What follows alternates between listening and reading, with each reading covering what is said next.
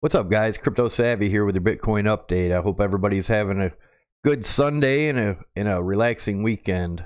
We're going to take a look at the charts here. It looks like Bitcoin is in a extremely crucial area. We're going to take a look at it in the charts here. 1, 2, 3, jump! All right, guys. As always, before I begin, I want to start out by saying I'm not a financial advisor. This is not financial advice, and everything that you're going to see here and that I'm explaining here is just my opinion and my view of the market only. I am not a financial advisor, so do not take this as financial advice. Anyone that's doing any investing or trading in this market, I suggest you do your own due diligence and your own research, as this market is extremely volatile. So with that being said, if you haven't already, please click the subscribe button on the lower right hand side of the screen and then tick the little bell if you want to get notified when I post new videos. Also, I'd appreciate it if you give it a thumbs up and leave comments. If you have any comments, let me know what you think of the video. Let me know if anything I can do to make it better. All right, let's get into the charts.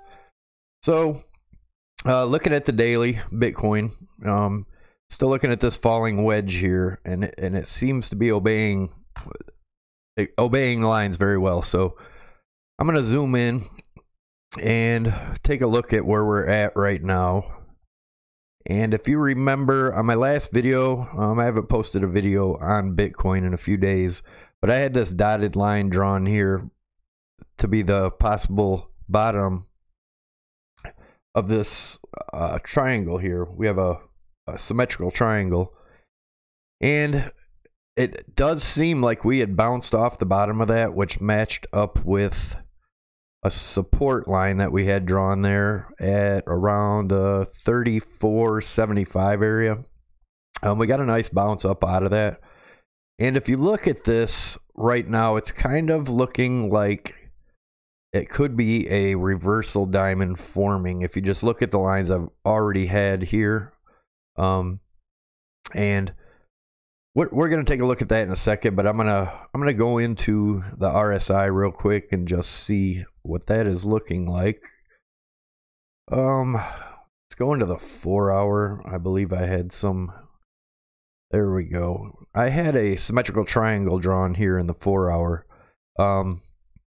As you can see, we dropped through the bottom of this, but we got a tick up, and I'm not sure, but we could possibly put this line like this, since we got so much support there. That's definitely a support line. And just some areas to watch. Draw this triangle if you are watching this on your own charts. Get into the RSI. This is on the 4 hour. So anyways, let's get back into the chart here and see where we're at. Oops. All right. Now, as I showed you a couple minutes ago on this this dotted line being the bottom of the symmetrical triangle, the solid yellow line being the top of the symmetrical triangle. And like I said, we got a great bounce here. I mean, that's a pretty strong bounce for where we're at right now, you know, without much movement in the market. And that's why I really haven't posted any videos. What I was talking about last time still is in effect. I believe we're going to come up in this area. If you look at the two dotted lines, now that we're zoomed in, you can see I drew a broadening wedge here. And, you know, that's another possibility that we could come back down and break through this line. But I believe we'll find support on this dotted line here, which is the bottom of the broadening wedge. The next support after that is around 3,300. Let's look at what's going on right here. And I said that it kind of looked like we may be forming a reversal diamond. I'm going to draw that up real quick just to give you an idea. This dotted line, the top of the wedge, is obviously the top left corner of the diamond. This is the bottom left corner of the diamond. As you can see, this is going to be the bottom right corner of the diamond. And I'm going to draw a line here to show the top right hand corner of the diamond. Now, a lot of times this may not be the the top of it right over on this corner, as you can see here. You know, we had this was a lot lower on here, but on the outside we had a higher one over here. So this line very possibly change, you know, to somewhere in this area, and that would, you know, match up with this 3650 support. You know, we may bounce around here for a little bit, come up, touch the 3650 support, come back down and bounce around. But I do believe we're going to at least attempt, if this is a reversal diamond, which it seems to me it is. I could be wrong, but if we do break up, you know, we could try to attempt to break this somewhere in this area, you know, between the $3,700 range. And obviously we're probably going to get some sort of rejection here, but I believe that there's still a possibility that we break up from there, and I'm going to show you why and the next target. If we are to break up again, like I said, I could be wrong. This could all break down. You know, we could come back down to the 3,300. But like I said in the beginning, this is my view and my opinion of the market I'm showing you. So and maybe it'll give you some ideas, you know, even if I am wrong, give you some kind of ideas of what could happen. But, you know, if we do break through this, you know, we're going to have some resistance, you know, right around in the 3,900 area, 3,800 area. But that would match up with the top of this wedge. So we may, you know, come up, touch up here somewhere, get some rejection, come back down, test the top of this triangle, to retest it, and then continue on up and attempt to, you know, come up and touch the top of this large falling wedge. And if we do that, you know, I'm looking somewhere in the area between maybe 4,600 or 4,600 to 5,000. You know, like I said, I could be wrong, but this is what I'm seeing in the market. I know everybody is so bearish right now. All the quote unquote professional traders and, you know, just everybody is so bearish. And because the trend is down, well, it's easier to keep saying it's going to go down more. It's going to go down more when you're in a downtrend.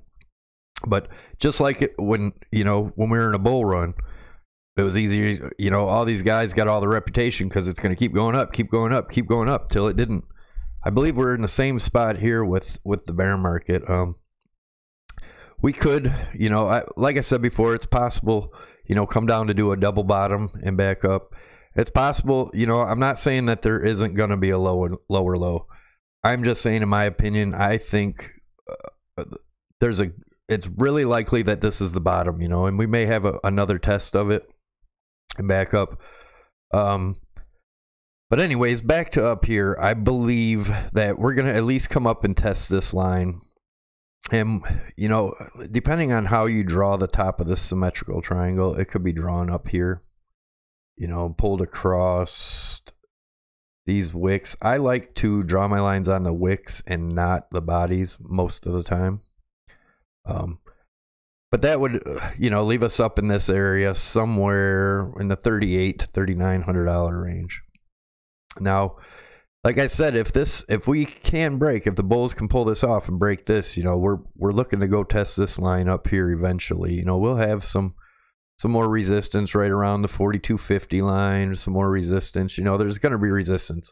Whenever we talk about these targets, it's not like we're going to make a straight line. You know, you have to understand that this market takes time. There's going to be a lot of movement in between and around. And let me show you one more thing for the bears, I guess. If, say this, let's measure this, and I'm going to do like a Elliott Wave ABC measurement and kind of look at where that might take it.